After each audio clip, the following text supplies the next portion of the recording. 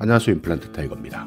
최근 아이를 낳지 않는 가구 정말 심각하게 늘어나고 있습니다. 그렇기 때문에 정부 또는 지방자치단체에서는 여러 가지 대책들을 발표하고 있습니다. 최근에는 저출산고령사회위원회에서 헝가리처럼 아이를 낳은 신혼부부에게 주택자금 또는 전세자금 대출액 원금을 탕감해주겠다 하는 대책을 내놓았습니다. 그러니까 일단 결혼하게 되면 집이 필요한데요. 여기에 따르는 신혼부부의 주택자금 또는 전세자금 대출액이 있을 텐데 이 원금을 모두 탕감해주자, 아이를 낳게 되면 탕감해주자라는 대책이 나온 겁니다. 그러니까 그만큼 아이를 낳지 않기 때문에 이런 제도까지도 논의되고 있는 겁니다. 집값이 오르게 되면 출산율이 떨어진다, 이런 보고도 있는데요. 국토연구원에서 발표한 자료를 보시면 집값이 1% 상승하게 되면 출산율은 0.014명이 줄어들 수 있다. 그러니까 집값이 올라갈수록 결혼도 하지 않고 아이도 낳지 않는다. 그렇기 때문에 정말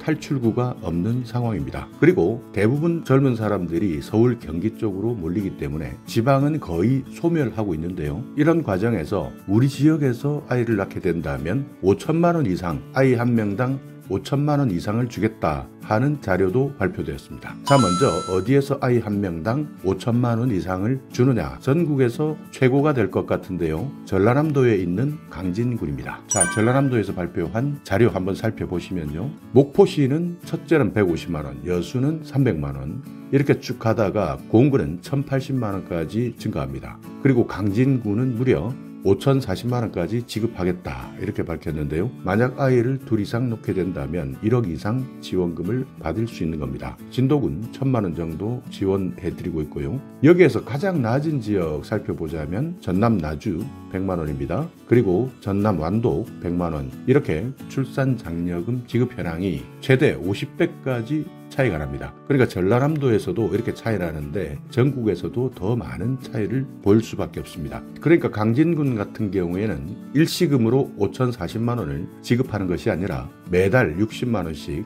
84개월, 그러니까 만 7살이 될 때까지 5,040만 원의 육아수당을 지급하겠다, 이렇게 밝힌 겁니다. 그러니까 어떤 사람들은 내가 출산하기 위해서 강진군에 이사 가면 되지 않겠느냐, 이렇게 생각할 수도 있지만요. 한 달에 60만 원씩 지급합니다. 그러니까 아이가 만 7살이 될 때까지는 강진군에 주소를 두고 있어야 됩니다. 자, 그렇다면 우리 지역에서는 출산지원금 어떻게 지급하느냐, 많은 분들이 궁금하실 텐데요. 이런 분들은 직접 내가 살고 있는 시군구청 사회복지과에 전화하셔서 물어보셔도 되고요. 차근차근 인터넷 홈페이지를 찾아보셔도 출산지원금에 대한 안내가 나와 있습니다. 아니면 보건복지부와 한국사회보장정보원에서 운영하고 있는 임신육아종합포털입니다. 아이사랑 홈페이지에 들어가셔서 출산 관련 페이지, 출산 준비에 들어가시면 출산지원금에 대한 자세한 내용들이 나와 있는데요. 여기에서 내가 어디에 사는지 검색해 보시면 지역마다 출산 축하금, 신생아 양육비, 이런 것들을 얼마만큼 준다, 우리 지역에서는 어떻게